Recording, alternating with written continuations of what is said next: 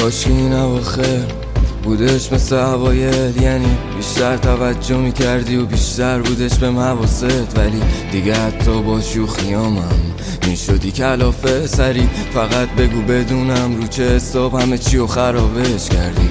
تو خودت زندگی بی تو دنیا رنگی نداره، آسمون به اون بزرگیش نباشی معنی نداره.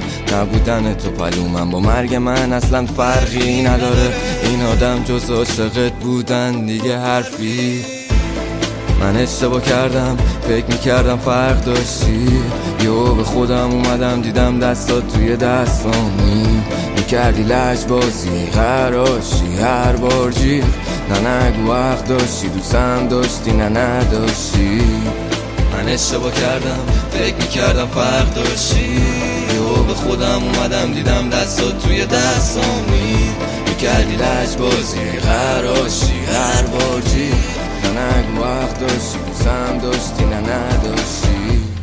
من اشتباه کردم، فکر میکردم فرق داشتی، یهو به خودم اومدم دیدم دستات توی دستامی. میکردی لجبازی قراشی هر بار جیغ، نه نگو حق داشتی دوستم داشتی نه نداشتی.